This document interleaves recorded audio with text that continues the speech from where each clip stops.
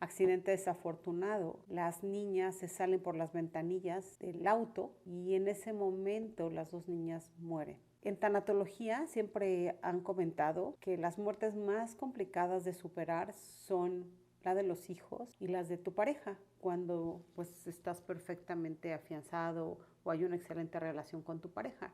De hecho, bueno, pues hay muchos casos en que personas mayores, ¿no? Se muere a lo mejor el esposo y al poquito tiempo se muere la esposa y viceversa. Pues son muertes muy complicadas de superar. De comprender, de aceptar. Y entonces imagínate esta familia, imagínense esta familia compuesta por 4 miembros, de verdad en un abrir y cerrar de ojos se quedan solos, se quedan como pareja, porque las niñas, sus 2 niñas de 6 y 9 años mueren en este trágico accidente. Hola, ¿qué tal? ¿Cómo están?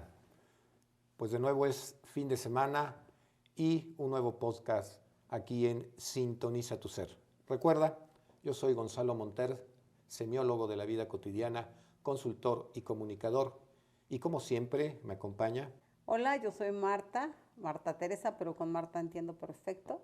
Bienvenidos a este nuevo podcast, a este viernes, para poder platicar contigo, para poder compartir puntos de vista, opiniones y, por supuesto, con la firme intención de dejar algo en tu corazón. Bienvenidos. Y bueno, nos han preguntado mucho por qué somos semiólogos, semiología de la vida cotidiana.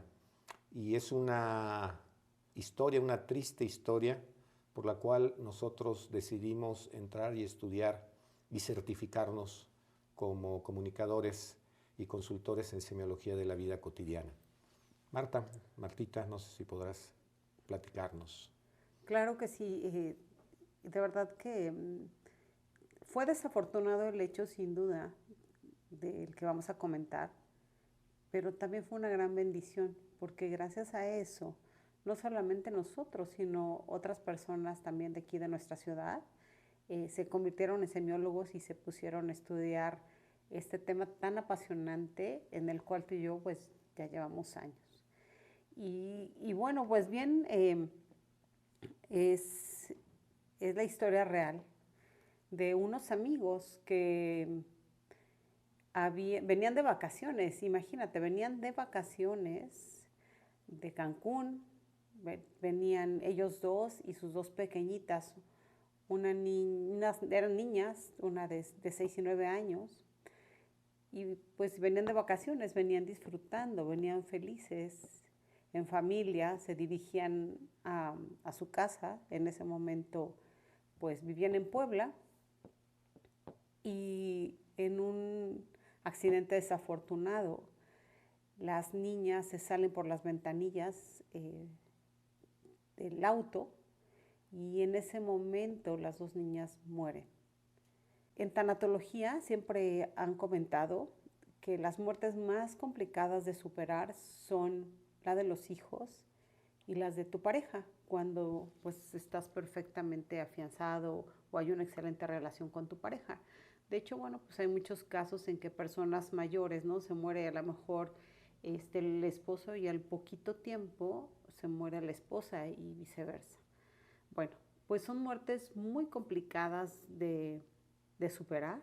De comprender, de aceptar. Y entonces imagínate esta familia, imagínense esta familia compuesta por 4 miembros, de verdad en un abrir y cerrar de ojos se quedan solos, se quedan como pareja, porque las niñas, sus 2 niñas de 6 y 9 años mueren en este trágico accidente.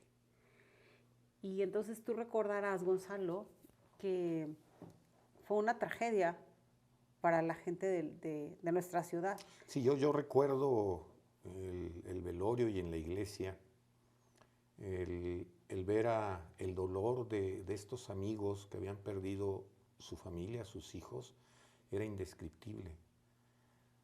Ha sido de los velorios o acompañamientos de muertes que he sentido a la sociedad más conmovida. era todo en silencio, no eran las pláticas que normalmente hay en los velatorios o en la iglesia, al salir de la iglesia. Había un silencio y un recato por el dolor que se estaba viviendo, ¿no? Porque eran o son personas muy queridas dentro de la sociedad. Así es, entonces, bueno, pues en específico ella, pues fue mi compañera digamos desde el kinder, ¿no? Hasta secundaria. Entonces, personas muy conocidas y muy allegadas a nuestras familias. Y bueno, pues entonces doblemente doloroso porque pues había mucha cercanía y habíamos convivido en múltiples ocasiones, pues mis hijos con sus hijas y nosotros como parejas. Y bueno, ante tal noticia, pues obviamente fue pues también devastador para nosotros. Nos imaginábamos también tú y yo que pues pudieron haber sido también nuestros hijos. Claro. Y el dolor que eso produce, ¿no? Que de verdad tienes a tus dos pequeñitos y, y estás hoy con ellos y en un ratito más ya no, ¿no? Entonces, muy fuerte ese acontecimiento. Y recuerdo perfectamente que para mí fue impactante que al poco tiempo después eh, de este acontecimiento ellos nos invitan a comer a su casa, allá en la ciudad de Puebla. Y recuerdo perfecto que no solamente éramos como parejas tú y yo, sino era otra pareja más. Y llegamos a su casa. Me acuerdo que cuando entré, yo vi que sus niñas seguían ahí.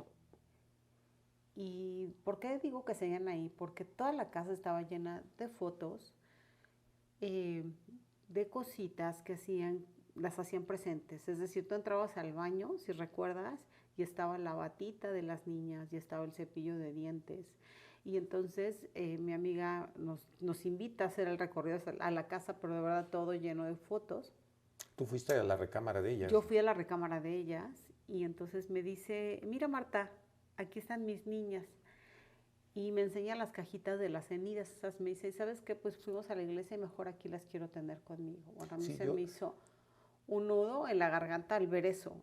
yo recuerdo que esas cenizas se habían depositado en unas urnas en una iglesia. Exacto. Y entonces, bueno, pues las tenían ahí en su casa y me acuerdo perfecto también que las camitas de las niñas, pues estaban como si estuvieran ellas. Estaban, pero sus chanclitas, estaban las mochilas listas como para la escuela. Y de verdad las niñas estaban ahí. Fue muy doloroso para mí el vivir eso y entonces yo pude comprender qué tan doloroso también resultaba para ellos esta pérdida.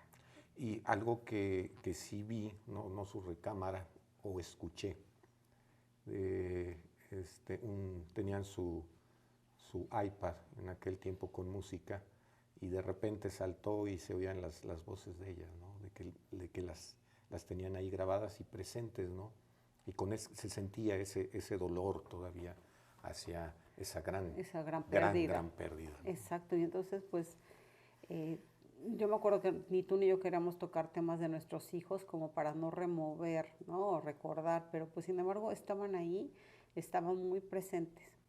Esa visita pues a lo mejor pues resultó ser una visita para mí pues muy triste por todo lo que vivimos esa tarde. Ellos muy lindos, muy buenos anfitriones, pero sin embargo con este dolor que sí se podía percibir en el ambiente y sí se notaba que no habían dejado ir a las niñas, que ellas seguían muy presentes. Y bueno, pasa el tiempo, pasó más o menos como un año, yo estimo. Un año, un poco más de un año, sí. Y nos volvimos a encontrar aquí, justamente en Tulancingo. Dijo, bueno, a ver cuándo vuelven a ir. Pusimos fecha y regresamos. Y cuando entro a su casa, o cuando entramos a la casa, su casa estaba ya totalmente modificada. Me acuerdo que sí, siguen teniendo fotos de las niñas, porque son parte de su vida, porque en semiología siempre te han dicho que las relaciones nunca cambian, solo se transforman y pues las niñas siguen en el corazón, ¿no? de sus papás y de todos los que las No se conocimos. terminan las No se relaciones. terminan, solo se transforman. Y entonces, pues ya no estaban todas las fotos, ya no estaba la recámara de las niñas, de hecho modificaron esas habitaciones y yo le dije a ella, oye, ¿tú qué estudias o qué haces? ¿A quién viste? ¿A quién viste? Porque ellos fueron a ver chamanes, sacerdotes, psiquiatras, psicólogos, coach. Cuando tú vives una situación así, tú te quieres agarrar de cualquier cosa, porque de verdad es una situación, para quien lo ha vivido, podrá comprender que es una situación muy difícil. Y entonces ella me dice, estoy estudiando semiología de la vida cotidiana. Le dije, yo quiero eso. Le dije, porque si tú puedes con la muerte de tus hijas, puedes con cualquier cosa en la vida. Quiero eso. Y a partir de ahí nos inscribimos a los cursos y inmediatamente nos empezamos a certificar. Y para mí ese fue el testimonio más grande para poder, no sé, eso me convenció, nos convenció para poder estar hoy tan convencidos también nosotros de este modelo educativo con encuadre terapéutico que sí transforma, porque tú y yo lo vimos a través de esta experiencia. Y hoy esta pareja, porque no solamente ella, sino ellos dos también se convirtieron en consultores y comunicadores y le dan la vuelta de campana a esta situación y convierten la pérdida en ganancia, porque de eso se trata, de que lo que vayas viviendo en tu vida no sea una pérdida, sino poderlo transformar y ver la perla de la ganancia que esa experiencia ha dejado en tu vida. Claro, y por ejemplo, ellos reafirmaron su vida en pareja. ¿Cuántas tragedias de ese tipo terminan con la disolución de la pareja? Que se separan, ¿no? Que lo único que existía o por lo que estaban juntos era por los hijos. Y ahí viene una prueba de fuego para ellos impresionante, ¿no? Porque pues lo más fácil es generar culpas, irse en el dolor y crear una separación. Y no, ellos al contrario, se unen como pareja, logran esa transformación del dolor, esa comprensión del dolor que tiene que ver mucho con un simple cambio de pregunta. La pregunta que normalmente nos hacemos cuando tenemos un dolor o una pérdida o algo que no comprendemos es el ¿por qué a mí me pasa eso? Y la debemos de transformar en ¿para qué me pasó esto? ¿O para qué me sucedió? ¿Qué tengo que comprender? ¿Qué tengo que aprender de esta gran pérdida? Y si logras hacer esa vuelta de campana que tú mencionas, ese cambio de pregunta y llegar a la comprensión de por qué sucedió eso que sucedió, de que no hay vidas incompletas, de que el tiempo que vivieron fue maravilloso, de entrega total, de las hijas hacia ellos y de ellos hacia sus hijas. Así es. Y de que ese era el momento, ¿no? Sí, que Hasta sus ahí. vidas eran de 6 y 9 años, no eran vidas de más de esa edad que les correspondía. Y justamente por eso nos cuesta tanto trabajo comprender, ¿no? Y sufrimos porque pensamos que que tenían una vida por delante y tenían tantas cosas por hacer y estaban tan chiquitas, pero esa era su vida. A mí me queda claro que tenemos como un tiempo o sea, como algo que venimos marcados, cuándo naces y cuándo te vas.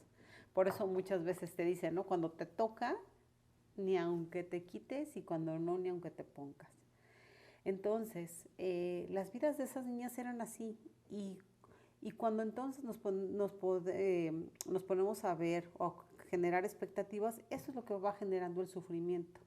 Y como tú bien dices, en lugar de decir, bueno, es que si ahorita estuvieran, serían esto, lo otro, que son expectativas, y tú te centras a decir, pues gracias por estos 6 años o por estos 9 años que yo pude compartir con mis hijas. Y yo te voy a decir algo, en el caso muy específico a mí me sirvió, sobre todo este tema, que también lo vemos, que es semiología de la muerte, y que a raíz de, pues, de todas estas situaciones, y yo lo trasladé un poco a mi vida, ¿no?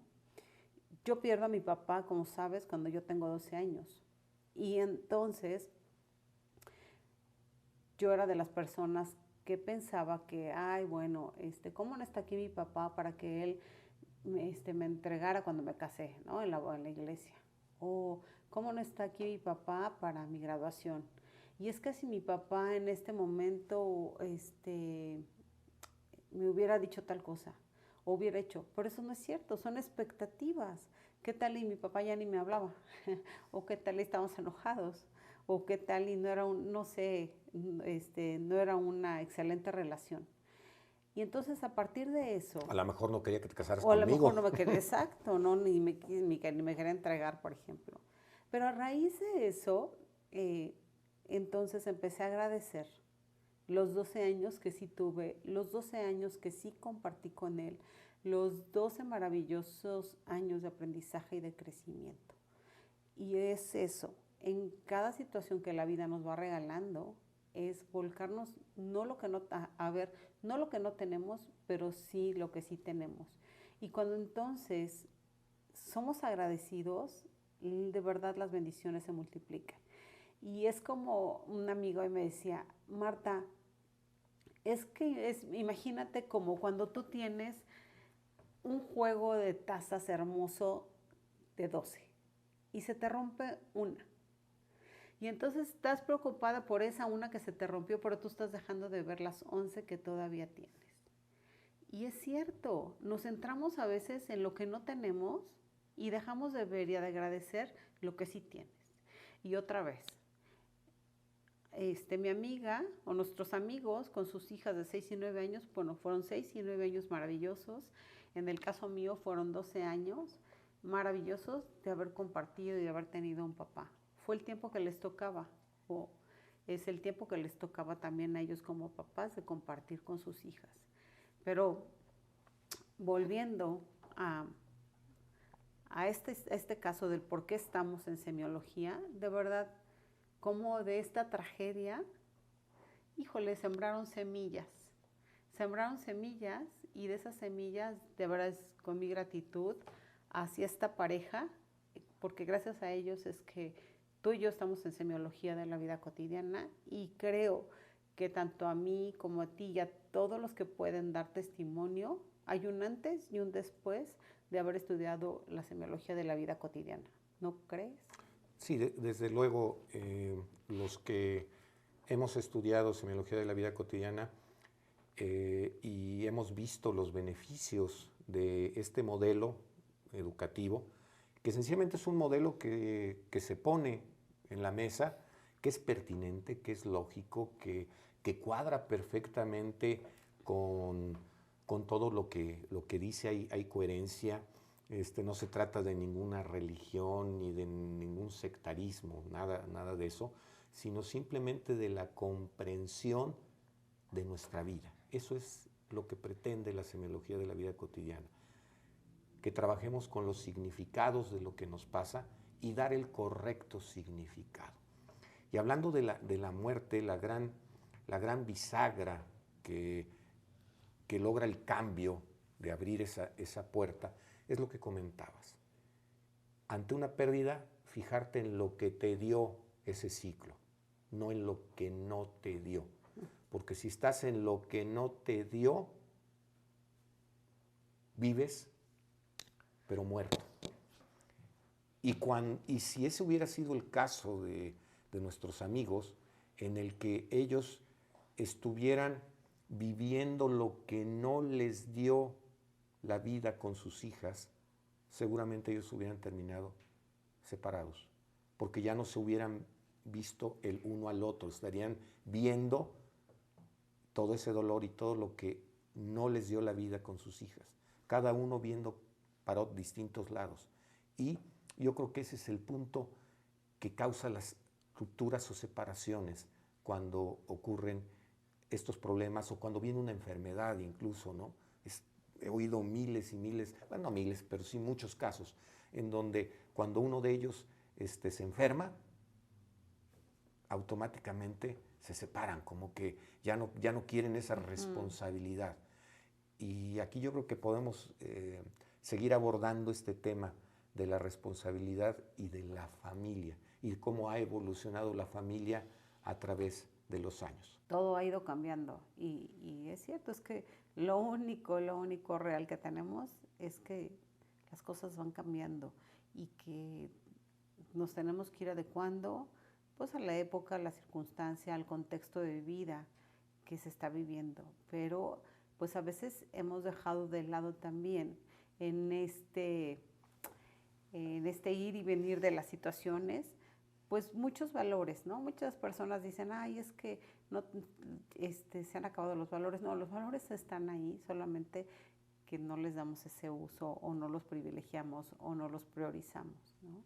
Y entonces por eso hoy vemos una gran variedad de situaciones, de familias, que de verdad que viven muchísimas situaciones, a veces muy dolorosas, porque no se privilegia, pues, los hijos, no se privilegia lo que ellos sienten, no se privilegia más que, pues, a veces los intereses y el ganar, ¿no?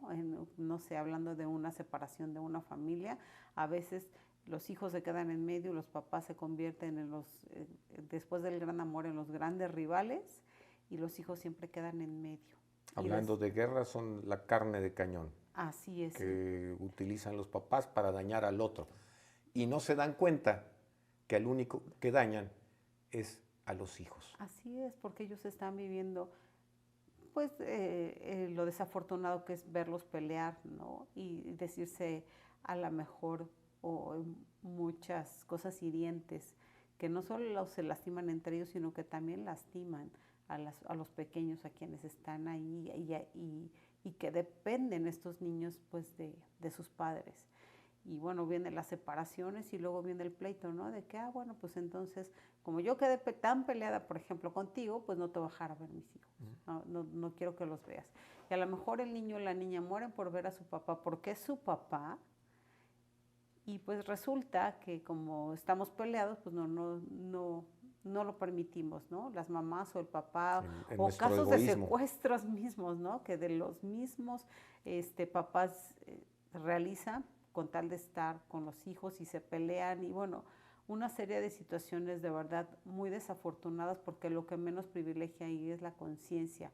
Lo que más privilegia ahí pues es esta lucha de egos, de ver quién gana, y nadie gana. O sea, resulta que todos pierden en esto de que, en esta situación, porque se viven situaciones de estrés, de violencia, casi en todos sus tipos, y creo que no es justo, ¿no? Y lo menos que hay ahí es paz. Y por eso, pues la invitación es que de verdad, antes de que tomes la gran decisión de juntarte con alguien, de vivir con alguien, o más allá de tener hijos, de verdad, vamos a pensarlo muy bien si de verdad estamos preparados para dar este gran paso. Porque hoy día también hemos visto que ya no aguantas tanto. O sea, no es como que ya la primera te quieres divorciar, quieres sacar sus cositas y que se vaya. Y entonces pues ya no hay como una convicción para permanecer, para luchar por tu familia, tolerancia. Y entonces a primeras de cambio, pues ya el divorcio. Y hay muchas parejas que hoy día están optando por esta separación, y por esta separación donde hay terceras personas que se ven dañadas. Digo, también creo que hay situaciones que son insostenibles y que de verdad se aplaude y que digas, no, pues qué bueno que te separaste, porque pues ya no había amor, había violencia y pues realmente ¿qué haces ahí? ¿No? Pero en otros muchos casos yo creo que si las dos partes, como en alguna otra ocasión habíamos hablado ya, las dos partes quieren, se puede salvar a la pareja. Pero sí requerimos o sí se requiere que esta unión de las parejas pues sea no en el enamoramiento, porque finalmente este enamoramiento pasa y, y que se salte esa rayita del enamoramiento y tú puedes ver a la persona tal como es y así como tal como es, aceptarla, no quererla cambiar porque las personas sí cambian a menos que quieran, pero no van a cambiar a tu gusto, ¿no? Y si desde el momento en que tú ves hay cosas que no puedes con ellas, ¿para qué te juntas? ¿Para qué te casas? Si esa persona, desde que tú la conociste o te conoció, fue de determinada manera. Es como un poco engañarse. Y luego creer que con los hijos, que ahora que tenga el hijo van a cambiar y que el hijo va a ser la unión, pues resulta que no es así y de veras hay terceras personas que salen afectadas en estas relaciones que inician de esta manera, ¿no? Inician mal desde el comienzo de la relación. Pues seguiremos hablando acerca de las familias y su evolución a lo largo del tiempo. Bueno, pues continuamos con este podcast de este fin de semana y estamos hablando sobre la familia, sobre cómo a veces va evolucionando. Lo que antes a lo mejor era muy importante en algún momento del siglo pasado, hoy pues deja de tener esa relevancia, esa importancia, pero sin embargo, Gonzalo, no sé si estés de acuerdo conmigo, que la familia literal y verdaderamente es la base de todo.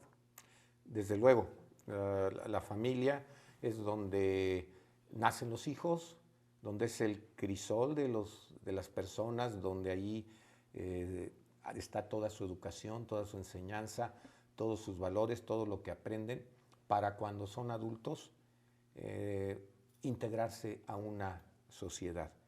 Y la pregunta es, ¿qué sociedad está creando esas familias?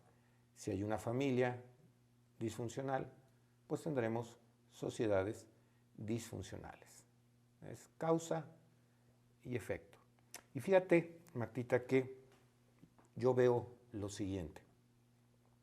Todo tiene que ver con la aceptación o no aceptación a ultranza. En el pasado, las familias se conservaban hasta la muerte y era la aceptación de todo, normalmente de la mujer. Aceptaban los engaños, aceptaban la violencia de cualquier tipo, los golpes, y todo en aras de la familia, aunque los hijos vivieran infiernos al ver la relación que llevaban sus padres. Y ahora es la no aceptación de nada.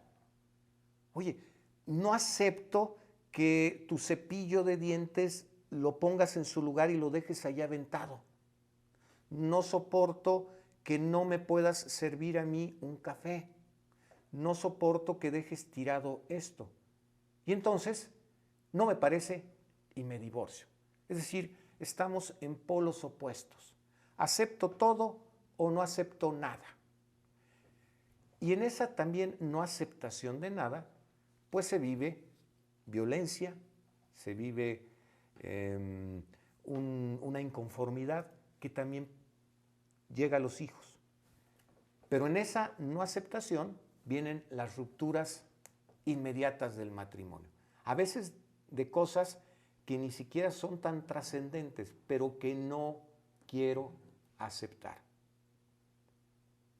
Y entonces pasamos de una familia integrada a familias desintegradas, en donde papá está por un lado, mamá está por otro lado, y como tú bien decías, los hijos en medio como ligas, jalando hacia un lado y hacia otro, la tensión que hay entre la expareja. Y ellos son los que viven esa tensión, son literalmente los que están en medio y estirándose para un lado y para otro, sufriendo de esa elongación, de ese estiramiento que están haciendo los papás. Así es. Y mucho tiene que ver, yo creo, lo que se vive, ¿no? Esta lucha, bueno, por sobrevivir, pudiera ser, ¿no? En donde papá y mamá tienen que trabajar Otro en caso. donde pues los hijos a veces en las guarderías o a veces encerrados en sus casas solos y donde pues el rol pues de papá y de mamá de alguna manera se pierden. Y entonces eso también yo creo que hace que la familia se distancie y entonces este rol de mamá, ¿no? Que es el de cuidar a los hijos, el de estar en casa, porque al final creo yo que una pareja son socios. El señor o el esposo sale a trabajar y la esposa o la mujer se hace cargo de los hijos, que es, híjole, yo creo que es un trabajo titánico y además tiene que ser de mucho compromiso de sacar adelante a esos hijos mientras el esposo sale a trabajar. Y yo creo que en este rol, en esta vorágine, en esto que hoy estamos viviendo de supervivencia o de sobrevivencia, pues ahora tienen que salir los dos. Y entonces en estos ámbitos donde pues los niños se quedan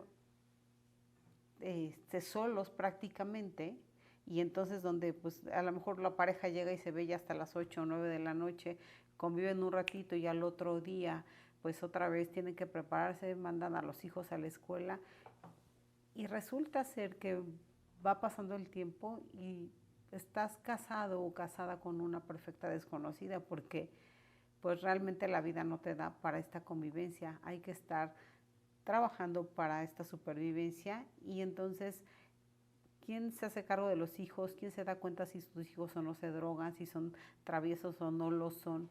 A veces ni los papás los conocen porque no existe esta convivencia cotidiana, ¿no? Como las familias tradicionales que pues normalmente llegaba, ¿no? Pues mamá siempre estaba, iba por ellos a la escuela, acompañaba a los hijos a lo mejor a los festivales, iba por las calificaciones, pero hoy día en esas grandes ciudades, ¿qué es lo que pasa, no? Como que pues nos vamos desvinculando, se va desintegrando, eh, pues esto que es muy importante, que es la familia.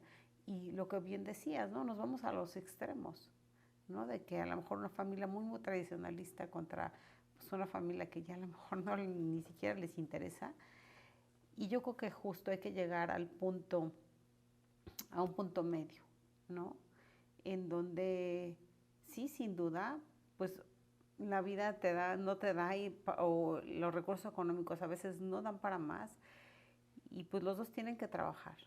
Pero entonces yo creo que aquí tiene que haber la creatividad de la familia para procurarse momentos juntos, para poder establecer tiempos donde tú puedas conocer a tus hijos, donde puedas platicar también más con tu pareja, donde pueda existir la verdadera comunicación. Porque yo creo que el gran tema es que falta comunicación entre las parejas, entre los mismos hermanos y también entre los hijos y los papás. No sabemos comunicarnos, no sabemos en qué momento, por ejemplo, podemos resolver los problemas. Y entonces, como muchas cosas las empezamos a suponer, pues entonces no nos sentamos a platicar y la brecha se empieza a hacer muy grande. Y entonces empiezan los malos entendidos, eh, empezamos con muchos conflictos, que después esos conflictos que a lo mejor son pequeñitos, se hacen como insalvables y se genera una gran bola de nieve y entonces a veces ya no hay vuelta atrás. Y luego resulta que en esta falta de comunicación y en este querer ser tú también amigo de tus hijos, que nunca va a ser eso también, lo habíamos platicado, pues luego ya resulta que hay violencia de los hijos con los padres y ya hay golpes y hasta los mismos papás, pues resulta que a sus hijos les dicen güey, ¿no? Y se va perdiendo el respeto y entonces otra vez empezamos a dejar de lado las jerarquías que sí las hay con papá y mamá y los hijos, porque no somos iguales, y, y entonces empieza a ver toda esta disfuncionalidad que nos ha llevado hasta este punto, hasta este lugar que pues a mí no me encanta, es lo que hay, ciertamente, y eso es lo que hemos generado todos como sociedad, que a veces nos hemos vuelto permisivos, que a lo mejor vemos que un hijo le pega a su papá o le da de patadas y ya no, a lo mejor ya ni siquiera intervenimos, nadie dice nada, como si no pasara, pero sí está pasando. Y eso que estamos viendo, ese nivel, pues impacta en toda la sociedad.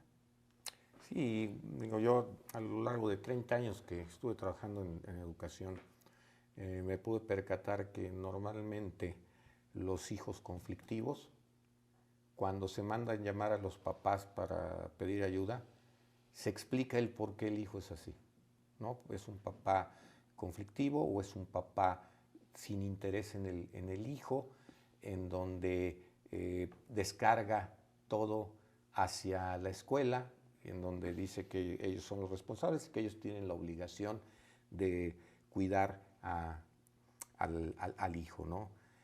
Entonces es una cadena que va de padres a hijos y luego de hijos a los nietos, y en donde tiene que haber educación, se debe de educar para conocerse, para enseñar a la persona a conocer su ser y a que pueda llevar de una mejor manera su vida.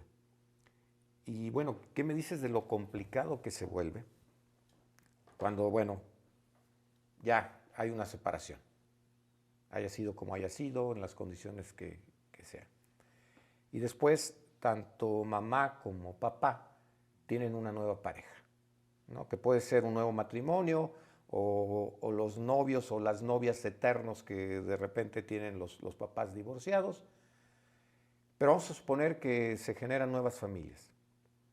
Y entonces se tienen mis hijos, tus hijos y los hijos de ambos. Y qué difícil resulta el poder ser equitativo con mis hijos, con tus hijos y con nuestros hijos. Y cómo se empieza a complicar la relación de los hermanos y de los medios hermanos, en donde empieza a haber celos y recelos.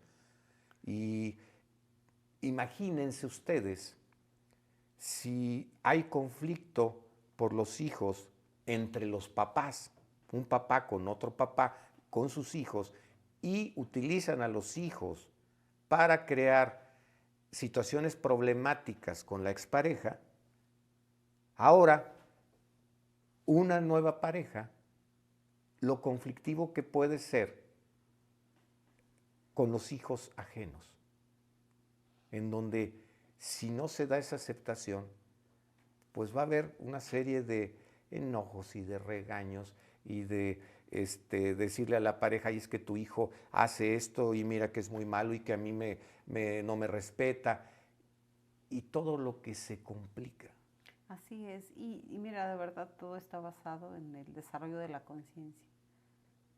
¿Qué tan conscientes somos para saber el daño que le podemos provocar a otra persona siendo de determinada manera o teniendo ciertas actitudes?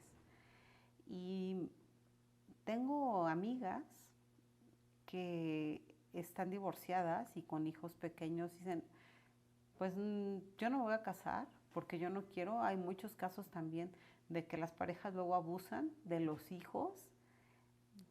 Políticos. Ajá, o sea, que ni siquiera son sus hijos, y entonces hay situaciones muy desagradables que de verdad ponen en riesgo a los pequeñitos, porque a veces en aras de estar tan enamorado no te fijas con quién te estás casando, y a lo mejor sí, o con personas que pues van a abusar de tus hijos, y pues no queremos eso, ¿no? Entonces, qué importante es de verdad estudiarnos a nosotros mismos, conocernos, porque pues el hecho de ser como somos, pues puede afectar, ¿no?, la vida de otras personas, y sobre todo lo que comentas en este tema de las familias. Pues resulta que te casas con otro que tiene sus hijos, traemos a nuestros hijos, y entonces pues a lo mejor si yo soy una persona inconsciente, pues voy a tratar de privilegiar a mis hijos y puedo hacer a un lado a tus hijos y empezarlos a tratar mal, y entonces a generar un ambiente donde yo pueda hacer, pues que de alguna manera tú me creas a mí que tus hijos me están haciendo daño, me están haciendo algo, se portan de determinada manera, y el fin mío o mi intención tal vez sea separarte de ellos, porque de verdad sí hay muchos casos así y muchas personas, tanto hombres como mujeres, que piensan de esa manera. Y a veces piensan que es ganar, pero no, de verdad no. Se pierde y se pierde mucho. Por eso es tan importante saber qué quieres, para qué quieres eso que quieres y si estamos preparados. Alguien dice, es que nadie nos enseñó a ser padres. Yo creo que a estas alturas y en pleno siglo XXI sí hay escuelas para padres, sí hay muchos libros Cursos. y cursos. O sea, no hay pretexto para que te digan, es que a mí nadie me enseñó. Seguramente a nuestros abuelos, a nuestros papás, pues nadie les enseñó. Pero hoy sí hay escuelas, hoy sí te puedes preparar, hoy sí no podemos comprarnos el cuento de que no sabía. Hay muchísima información, muchísima literatura, muchísimos como artículos científicos donde tú puedes aprender. Entonces no tiene que ser de ensayo-error, ¿no? Empíricamente. Hoy, con todo lo que tenemos, podemos generar familias y personas más felices. Y la pregunta para todos ustedes, si es que no están casados, primera, ¿se quieren casar? Si la respuesta es sí, la siguiente es, ¿por qué se quieren casar? Acabo de saber de una persona que, imagínense por qué se casó. Porque no quería amanecer sola todos los días. Y dices, ¿qué es eso? O sea, ¿me caso por no estar solo? Ahí habla indudablemente de una gran huella de abandono. ¿Cómo sé que es una huella de abandono? Porque hay un gran vacío existencial. ¿Y con quién quiero llenar ese vacío existencial? Con el otro. Claro. Que el otro me dé, que el otro esté conmigo, a mi lado. Que me haga feliz. Ya no voy a estar solo. Así es. Y ese es el gran error en el que caemos en la huella de abandono. Claro. Por no estar solo, muchas veces hago cualquier cosa. Pero ¿sabes qué, Marta? Nunca vas a estar solo. ¿Por qué? Porque siempre te vas a tener a ti mismo. Así es. ¿Y qué diferencia hay entre soledad y desolación? Es estar disfrutándote contigo. Y la desolación es verdaderamente que puedes estar con 1000 personas, pero sentirte devastado, ¿sabes? Entonces eso es una gran, gran diferencia. Y la soledad como tal es la edad del sol, ¿no? Y es disfrutarte, conocerte. Pero a veces tenemos tanto miedo de estar con nosotros mismos porque no nos conocemos. Por eso nos da miedo. Y el estar con nosotros, entonces preferimos a lo mejor no estar en casa y pensamos que estamos solos, pero no, porque ya prendiste la televisión, porque te pusiste a ver el celular y entonces estuviste en todo menos contigo, porque existe ese miedo de estar con la persona más importante que somos nosotros mismos. Y a lo mejor muchas veces es ese miedo de por qué no hago lo que realmente quiero o lo que realmente tengo que hacer o por qué soy de determinada manera. Y entonces mejor evado esa introspección por ese miedo a encontrar esas debilidades mías.